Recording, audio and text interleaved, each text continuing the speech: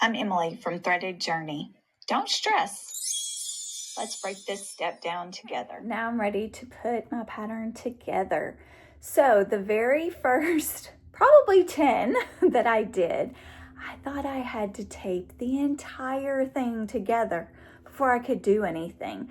Because to me, that was more like the already printed in an envelope patterns that I was used to seeing my mom do. So you don't need to do that. But I just had to have this huge space. I always do on the dining room table. You don't need that. Okay? You do need your print at home layout. Now, you can use it on your computer screen.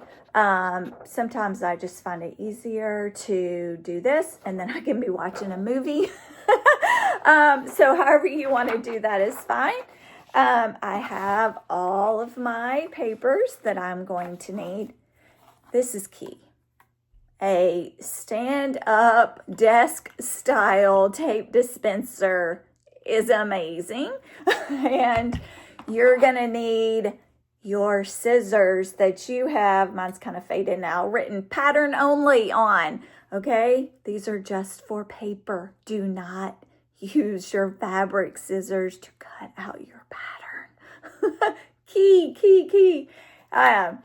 All right, so we will begin taping this up. Okay, now I am going to look my first pattern piece right here. Uses page 1, 2, 7, 8, 13, and 14. So I've pulled those out of my stack, and I have those all right here. And I'm going to start with page 1 and page 2. Now, every company does this a smidge different, okay? But the Love Notions one is so easy. I don't have to cut a thing. Sometimes some of the companies you do, but basically you're lining it up, okay? So this little dashed line here matches with this little dashed line here. So I'm just kind of butting my paper right up to the line. But most importantly, maybe a little smidge off, that's okay. If what you're looking for is that your pattern piece makes sense, okay? So if it doesn't, you need to do some thinking, some shifting, maybe even reprinting a little bit. That's okay. So then I'm going to take my tape, and that's got some thread. See why we call it Threaded Journey? I have thread everywhere. All right, so I'm just putting tape right where I need it. I'm going to go ahead and do this just to stabilize it right here because I'm going to be cutting very close to this line. But I don't need tape on every single part of my papers because I'm going to be cutting all of this off, okay? So now I'm going to go to my next 2 pages. My 7 is going to go right here. It's going to do the same thing and should line up right there, okay? So this is the edge. Right here is my center fold line for my, let's see, this is the front standard bust piece.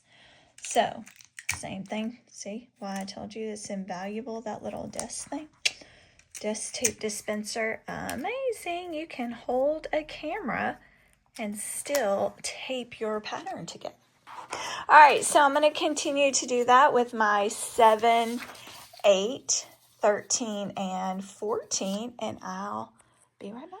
Okay, I've now cut out that part, and I can set it aside. So this piece, let me zoom out here a little bit, is now completely cut out. So my front standard bust piece can just go right over here, or usually I set them on the ironing board, honestly. And my 13 and 14, I just cut straight across it, or you know, whatever works. And this is still part of some other piece. So I'll continue adding to this until I get this entire piece cut out. Now, what do you do with the extras? If you've got big chunks of paper, I personally have a whole stack of those. I use them to make notes as I'm sewing. Sometimes I might need to do a little tweaking on a pattern or something like that. And I've got these great big pieces, little scrappies I just recycle. But I have a big old stack of the extra paper. All right, so I'm going to continue to cut out all of my pieces. All right, my pieces are all cut out now. And so, you know, we have here, depending, you can pick your neckline that you want to use. This will be where we decide what neckline we want to use. Cut it right there. This particular pattern made all of the sleeve links their own pattern versus typically a pattern will have the long sleeve and then it'll have like a line right here and say cut here for short sleeve, cut here for 3/4 length sleeve, that kind of thing.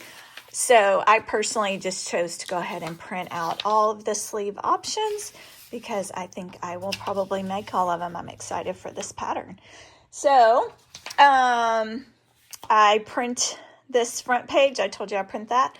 So I usually, this is how I keep up with my patterns. I tape it on an envelope. I write whether or not what kind of fabric you use. And then I write who I made it for, the size, what, you know, short sleeve, I'll finish it, V-neck, whatever. I usually will make a little note of what type of fabric it was or what colors or whatever, just so if it's in my closet, I can go back and go, oh, that's the pattern that one was. And that's how I keep up with my patterns when I'm done. Thanks for watching, and you might also like these videos. Don't forget to like and subscribe.